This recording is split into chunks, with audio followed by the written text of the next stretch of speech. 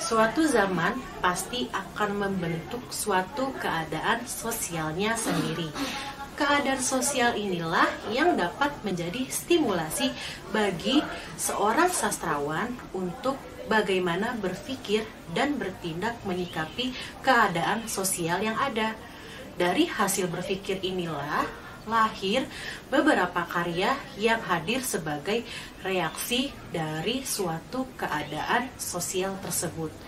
Dulu, pada zaman penjajahan, sastra digunakan untuk membangkit semangat melawan penjajahan.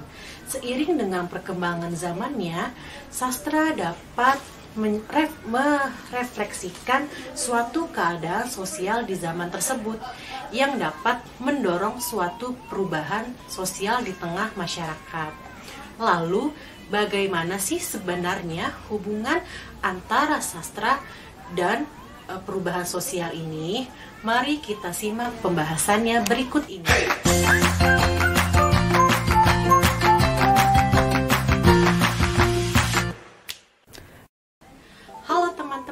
Saya Rika Amelia. Di sini saya akan menjelaskan secara singkat mengenai sastra. Apa itu sastra? Menurut Panuti Suciman, sastra merupakan karya lisan atau tulisan yang memiliki berbagai ciri keunggulan seperti keorisinilan, keartistisikan, keindahan dalam isi dan ungkapannya. Sedangkan menurut Ahmad Badrun, kesusastraan adalah kegiatan seni yang mempergunakan bahasa dan simbol-simbol lain sebagai alat untuk mencapai sesuatu yang bersifat imajinatif. Sehingga dapat dikatakan sastra itu adalah suatu karya lisan atau tulisan yang di dalamnya berisi keindahan serta bersifat imajinatif. Sastra terdiri dari banyak macamnya seperti puisi, cerpen, pantun, dan lain sebagainya yang mempunyai cirinya masing-masing. Lalu, saya akan menjelaskan secara singkat tentang perubahan sosial. Apa sih perubahan sosial itu? Perubahan sosial adalah hal yang tidak bisa dihindarkan dari kehidupan bermasyarakat, karena manusia merupakan makhluk sosial, berbudi, dan selalu merasa tidak puas. Perubahan dalam masyarakat akan terus terjadi. Berkaitan dengan sastra dan perubahan sosial yang terjadi di masyarakat, lantas bagaimana hubungan antara kedua hal ini? Kehadiran sastra dalam hal ini, susastra yaitu sastra yang baik, merupakan salah satu sisi-sisi yang menarik untuk lebih mendalami sesuatu, karena susastra merupakan salah satu wujud dari pengalaman hidup seseorang.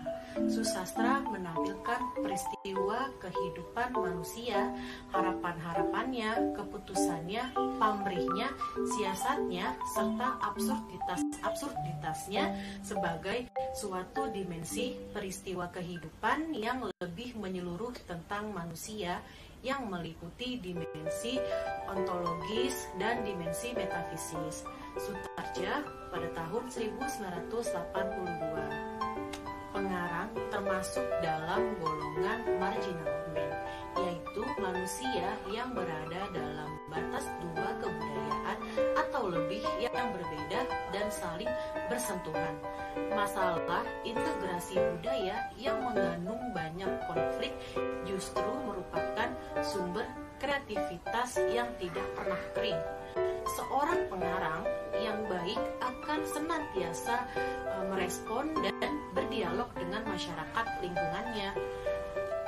Berikut ini disajikan susastra yang relatif singkat, yaitu puisi dan cerpen. Dalam puisi W.S. Rendra mengemukakan keberpihakannya pada rakyat jelata dan kemarahannya pada pihak penguasa atau pemerintah. Selain itu, puisi Taufik Ismail menyuguhkan masalah rantai kehidupan, sedangkan Sapardi Djoko Damono menyuguhkan masalah integrasi budaya. Selanjutnya, dalam cerpen, Suharyanto Sutioso mencoba mengurai esensi seorang pembunuh. Berikut ini pembicaraan masing-masing. Berikut ini yang pertama, puisi W.S. Rendra, pernyataan dari rakyat menghadapi kekuasaan yang tidak adil. Karena kami makan akar dan terigu menumpuk di gudangmu, karena kami hidup berhimpitan dan ruanganmu berlebihan, maka kita bukan sekutumu. Karena kami kucel dan kamu gemerlapan, karena kami sumpek dan kamu mengunci pintu, maka kami mencuri kamu. Karena kami telantar di jalan dan kamu memiliki semua keteduhan, karena kami kebanjiran dan kamu berpesta di kapal pesiar, maka kami tidak menyukaimu.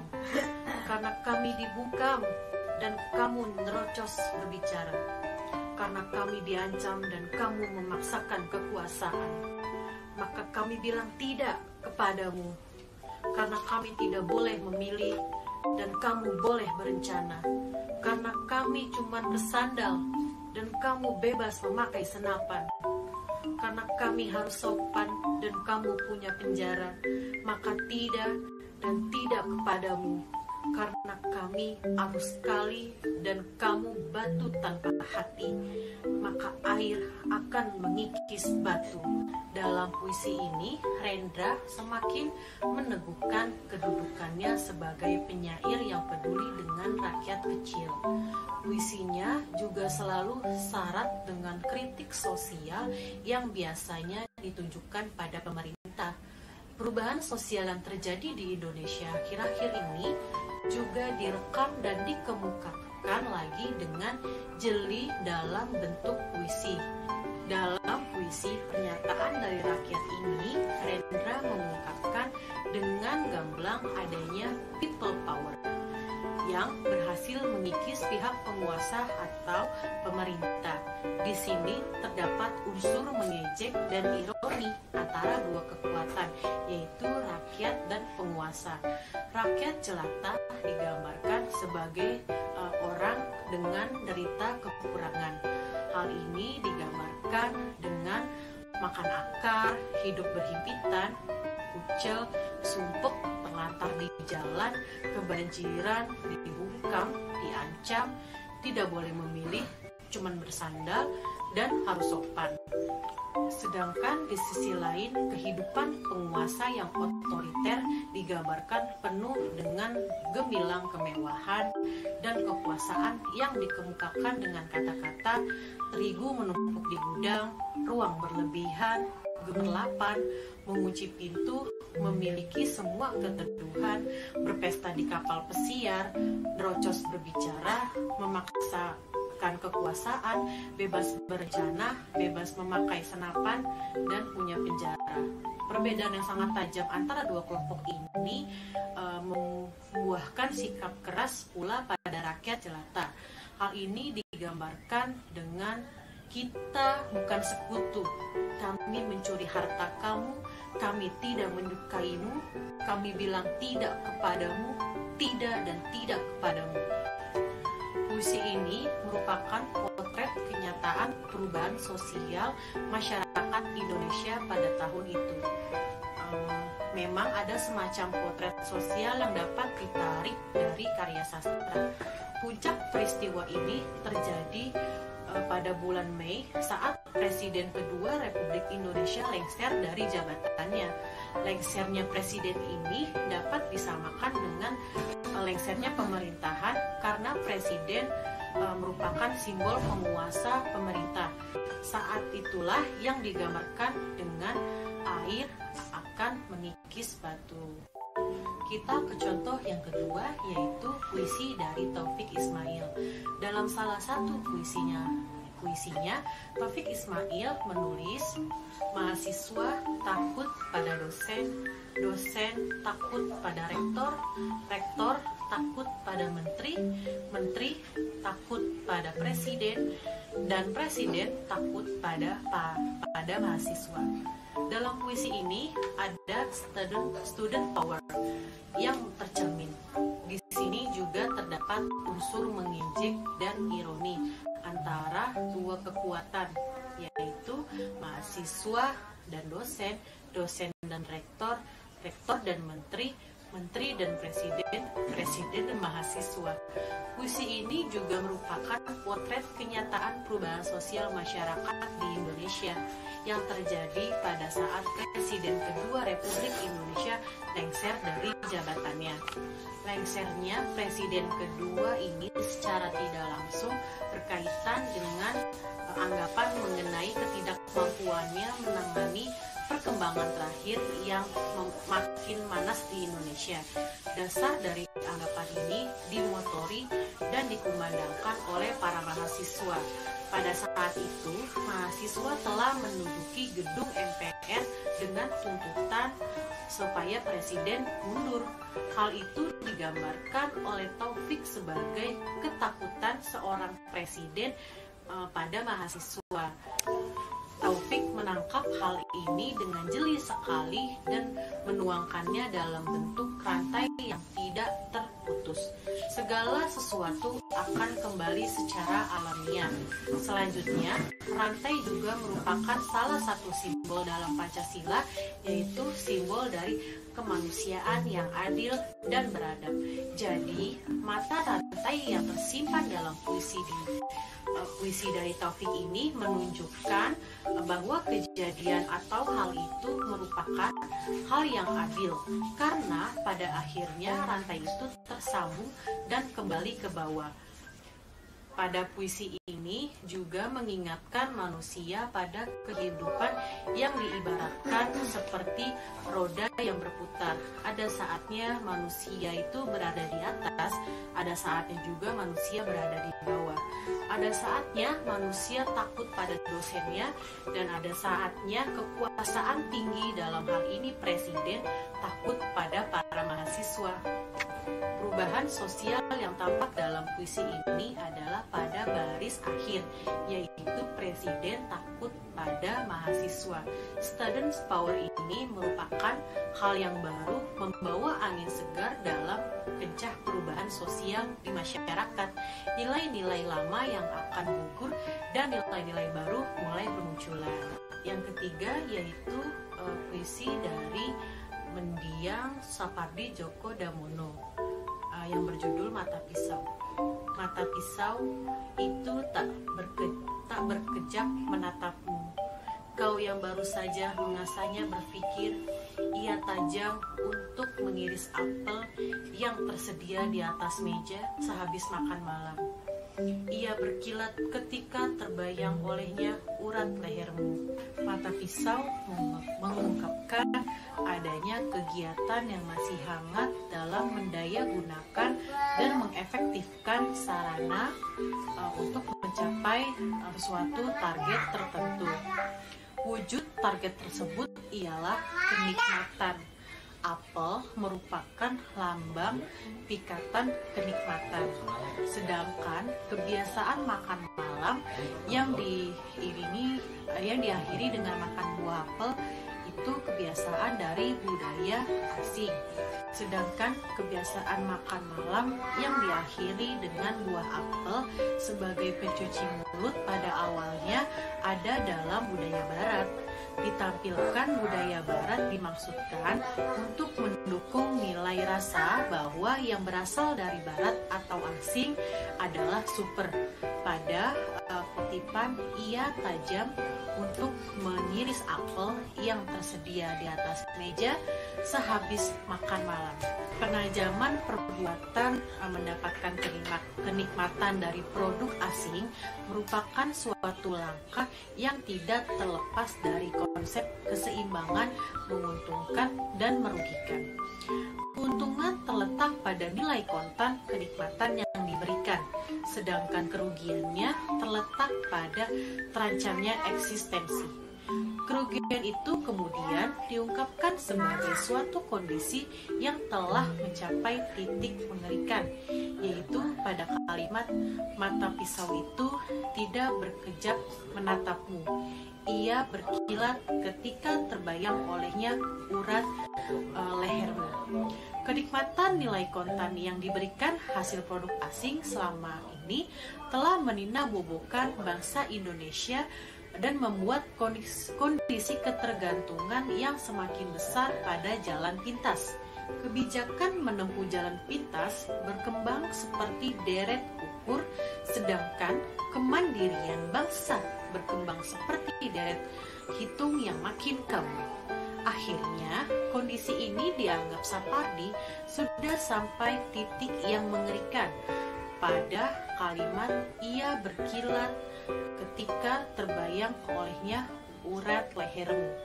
Di sini, Sapardi seolah-olah sudah mempunyai prediksi bahwa hal semacam ini akan dapat mencapai titik serius.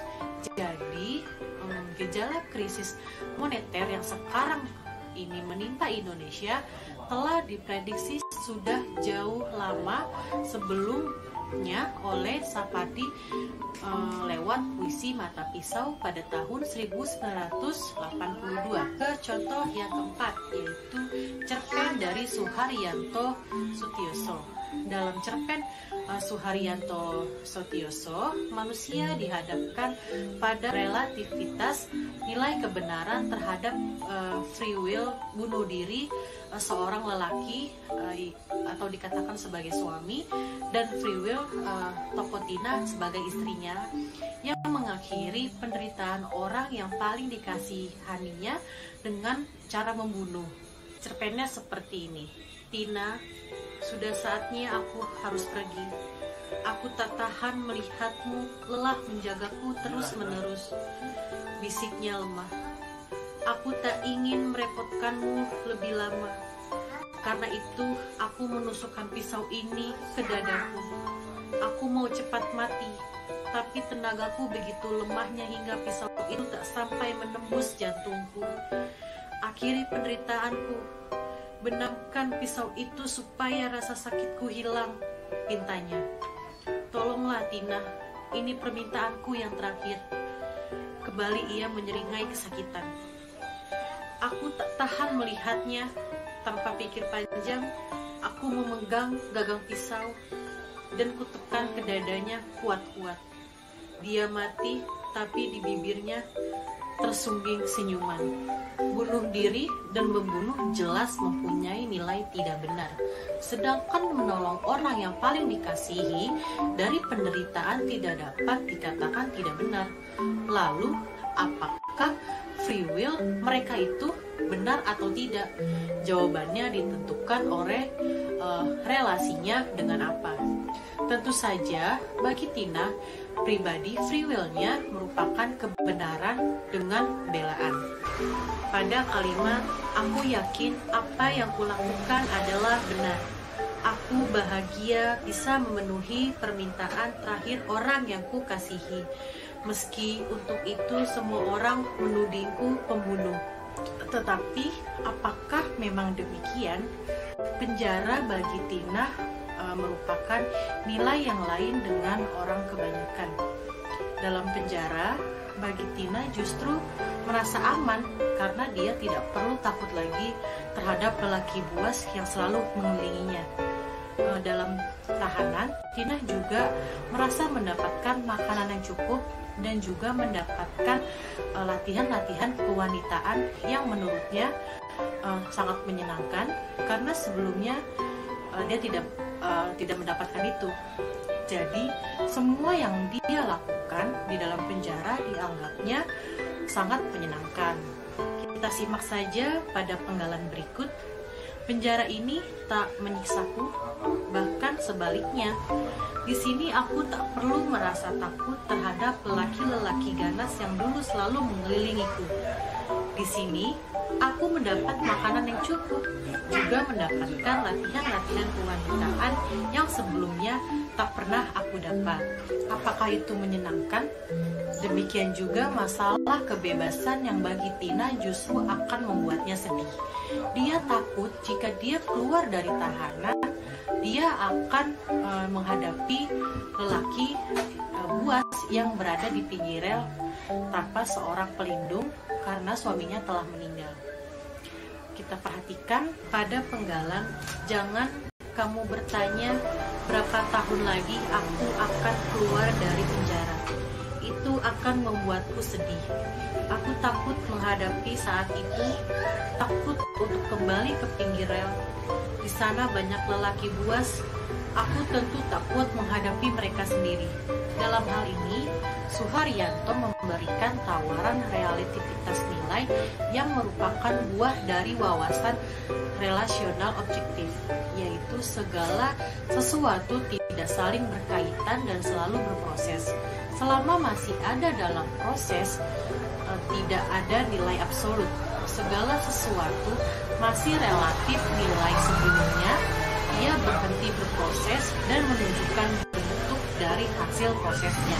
Berdasarkan keempat contoh itulah, kita dapat melihat bahwa pengarang yang baik memiliki kepekaan intuitif dan daya batin yang tinggi dalam memberikan tafsiran kehidupan di lingkungannya. Mereka tidak hanya mengikuti jalannya kebudayaan, melainkan juga melihat dimensi-dimensi absurditasnya serta dampak-dampak negatif yang dapat timbul. Kreativitas mereka dapat merupakan suatu tawaran dan dapat pula merupakan sumbangan pikiran yang besar artinya bagi strategi kebudayaan. Hal semacam inilah dapat menjadi suatu indikasi bahwa karya sastra yang baik mempunyai peran yang sangat berarti dalam kehidupan manusia dan kadang-kadang dapat pula mengekspresikannya dengan perubahan budaya. Begitulah hubungan sastra dan perubahan sosial. Sekian dari saya dan terima kasih. Wassalamualaikum warahmatullahi wabarakatuh.